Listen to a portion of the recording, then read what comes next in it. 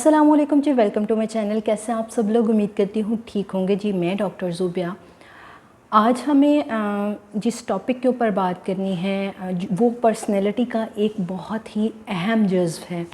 अगर हम पर्सनैलिटी की किसी भी पर्सनैलिटी की बात करें तो ये जो टॉपिक आज हम डिस्कस करने वाले हैं, ये जो इशू आज हम डिस्कस करने वाले हैं, ये 50% जो है वो इन्हसार करता है, मुनहसर होता है उस पर्सनैलिटी के ऊपर।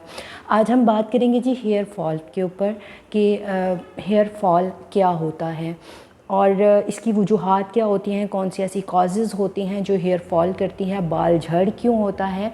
आम अल्फाज में इसको बाल झड़ भी बोला जाता है। और आज हम डिस्कस करेंगे कि ऐसी कौन सी कॉजेज़ होती हैं, ऐसे कौन से सिम्टम्स आते हैं, ऐसी कौन सी वजूहात होती हैं जिसकी बिना पर हेयर फॉल होता है। और डेफ़िनेटली जो है वो, जैसे मैं अपनी हर वीडियो में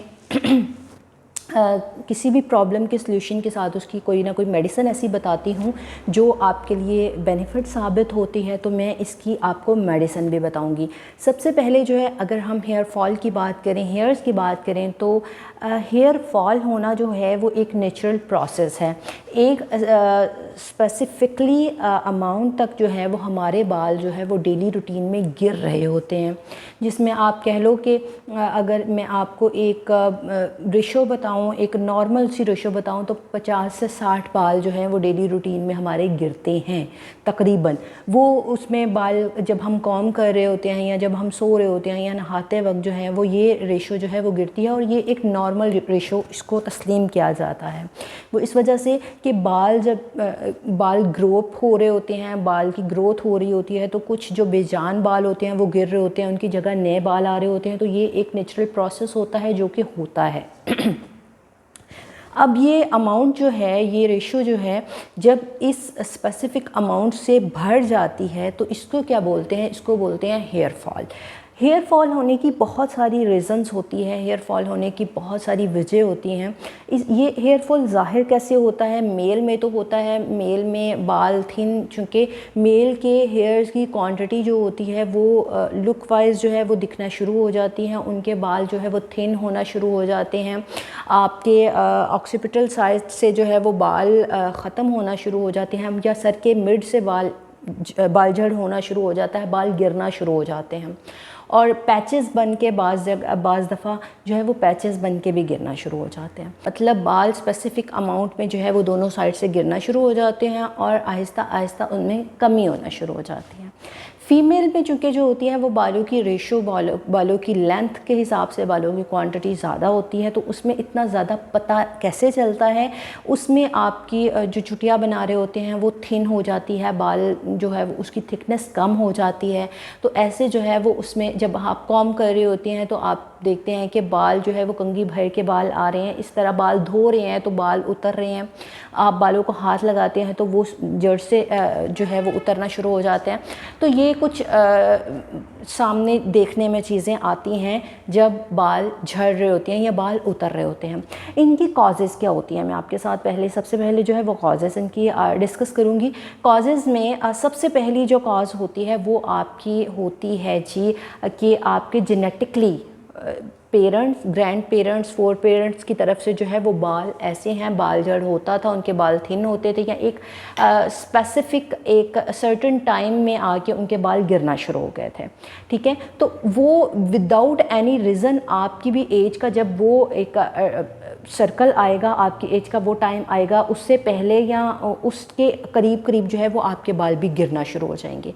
ये एक होता है कि आपके जेनेटिकली जो है वो जीन्स में ये चीज़ पाई जाती है और जेनेटिकली आप तक वो पहुंच गई और आपके साथ वो सारा सिनेरियो जो है वो दोहराना शुरू कर दिया जाता है। फर्स्ट जो है वो इसका ये कॉज होता है। सेकंड कॉज होता है कि हार्मोन्स का कोई इशू हो सकता है। हार्मोनल चेंजिंग की वजह से जो है वो आपके बाल गिरना शुरू हो सकते हैं। उसमें मर्दाना हार्मोन की ज़्यादती हो सकती है, वो मेल में या फीमेल में जो है वो एंड्रोजन जो हार्मोन है उनकी ज़्यादती की वजह से भी आपके बाल गिर सकते हैं। तो ये एक रीज़न ये भी हो सकता है। बाज़ दफ़ा जो होता है वो हामला ख़वातीन के जो बाल ड्यूरिंग प्रेगनेंसी जो होते हैं वो उनके चूँकि बाल बहुत ज़्यादा अच्छे हो रहे होते हैं, उनको एक स्पेसिफ़िक अमाउंट मिल रही होती है हर चीज़ की, तो उनके बाल बहुत अच्छे हो रहे होते हैं। जब डिलीवरी हो जाती है तो डिलीवरी के एक सर्टेन टाइम के बाद जो है वो उनके बाल गिरना शुरू हो जाते हैं, क्योंकि बाल लॉस होना शुरू हो जाते हैं, जिसमें कहते हैं कि बाल बहुत ज़्यादा गिरते हैं। तो वो जो रेशो होती है, वो जो सब्सटेंस होते हैं वो कम हो जाते हैं, तो उससे आपके बाल गिरना शुरू हो जाते हैं। ये इशू भी हो सकता है। चौथा जो इशू होता है वो होता है जी हमारी रूटीनली हमारा जो खाना पीना है, हमारा इंटेक हम क्या कर रहे हैं, वो चीज़ें बहुत ज़्यादा मैटर करती हैं। अगर हम अपने खाने में किसी चीज़ की कमी या किसी चीज़ की ज़्यादती बहुत ज़्यादा करते हैं तो उससे हमारे बालों पे बहुत जल्दी इफ़ेक्ट पड़ता है। मतलब अगर हम अपनी ऐसी कोई ख़ुराक ले रहे हैं जिसमें जंक फूड का बहुत ज़्यादा इस्तेमाल कर रहे हैं, ऐसी कोई ख़ुराक ले रहे हैं जिसमें जिंक की कमी है, जिसमें हमारे अदर न्यूट्रोसिटिकल्स की कमी है, जिसमें हमारे जो है वो विटामिन्स की कमी है, तो ये सारी जो डेफिशिएंसीज़ होती हैं ये हमारे बालों पे जो है वो इफ़ेक्ट करती हैं और हमारे बाल जो हैं वो गिरना शुरू हो जाते हैं। इसके बरअक्स जब हम कोई ऐसी चीज़ ले रहे होते हैं जिसमें ये सारी चीज़ों की रेशो बहुत ज़्यादा होती है, हम उनका इंटेक बहुत ज़्यादा कर रहे होते हैं, तो वो भी हमारे बालों पे इफ़ेक्ट करती हैं।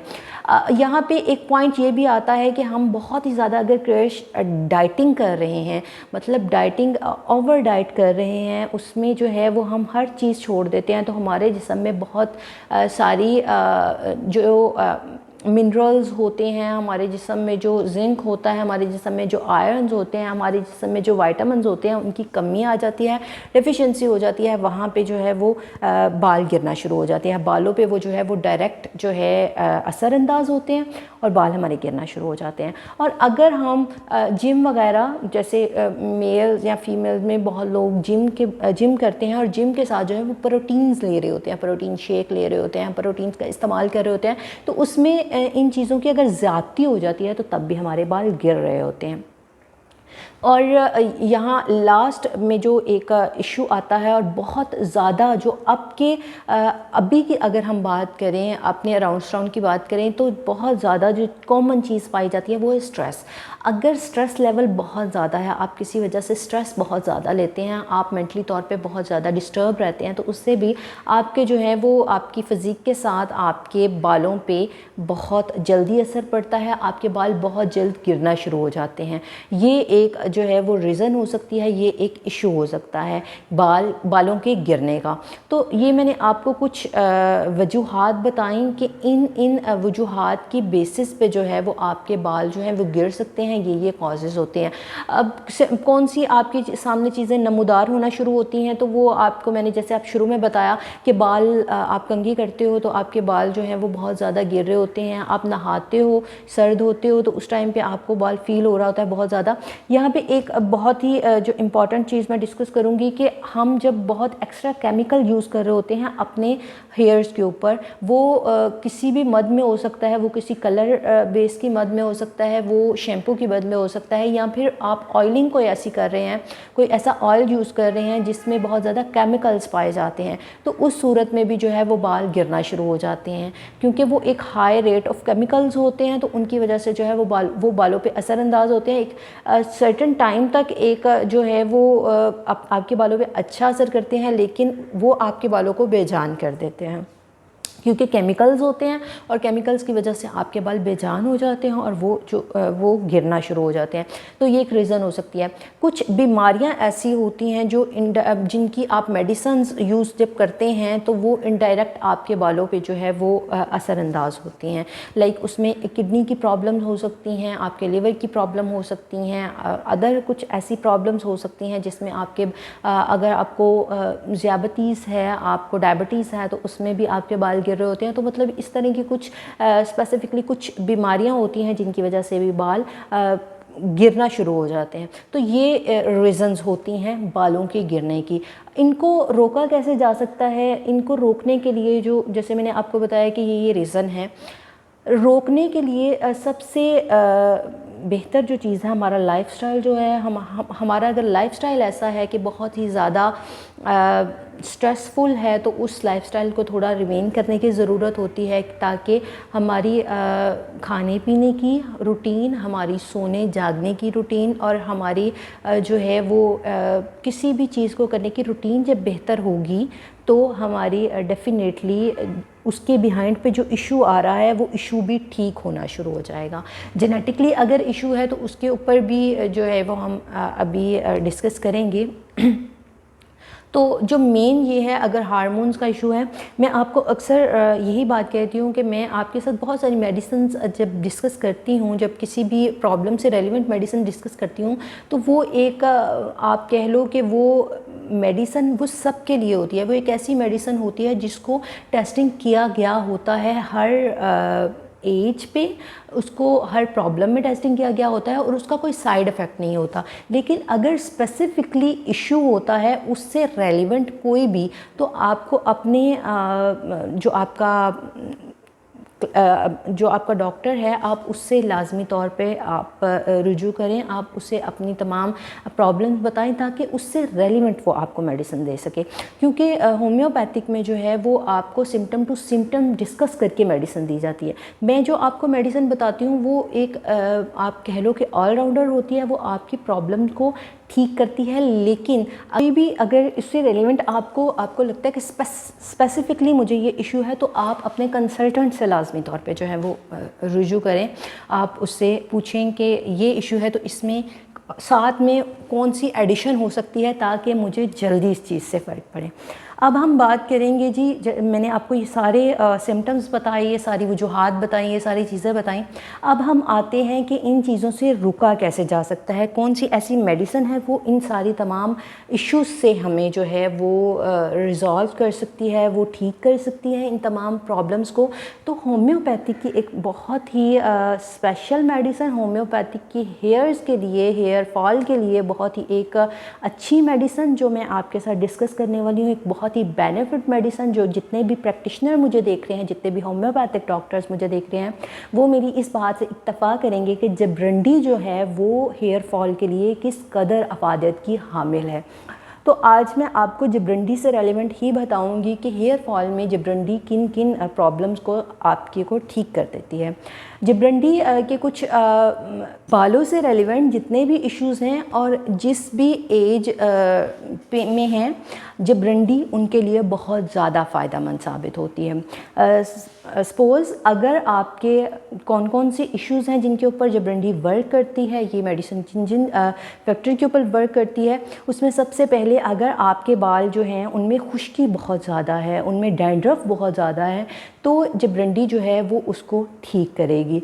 अगर बाल जो हैं वो बहुत ज़्यादा रूखे सूखे हैं, आपको लगता है बहुत ज़्यादा फ्रीज़ी हैं, बहुत ज़्यादा स्टिकी से आपके बाल हैं, तो उसके लिए जबरंडी बहुत ही ज़बरदस्त मेडिसिन है। इसके अलावा अगर आपका प्री मैच्योर ग्रे हेयर आ जाते हैं तो उसमें भी जबरंडी जो है वो एक अहम रोल प्ले करती है। अगर आपके बाल जो है थिन हो रहे हैं, उनमें थिकनेस जो है वो कम हो रही है, उसमें भी जबरंडी जो है वो अच्छा वर्क करती है। और सबसे ज़्यादा अहम चीज़, जो आपके बाल लॉस हो रहे हैं, बाल गिर रहे हैं और पैचेस बन के गिर रहे हैं, एक सर्टन एक पॉइंट से गिर रहे हैं, तो उसमें जबरंडी बहुत अच्छा रोल प्ले करती है। अच्छा, अब ये हमें यूज़ कैसे करनी है।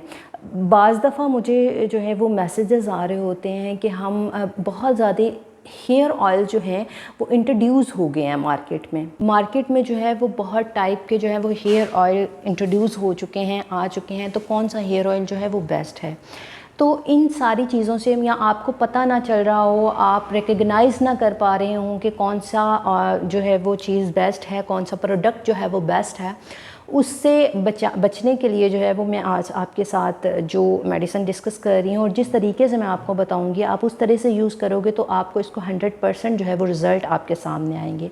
आपने क्या करना है, जबरंडी मदर टिंचर में लेना है, जबरंडी क्यू फॉर्म में लेना है।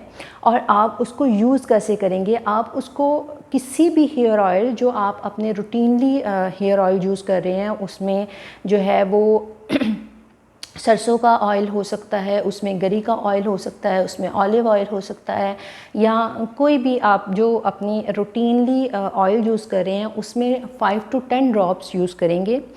5 to 10 ड्रॉप्स डालेंगे जब रंडी मदर टिंचर के, उसको मिक्सअप करेंगे, मैशअप करेंगे और आप उसको अपने बालों की स्कैल्प्स पे लगा लेंगे, ठीक है।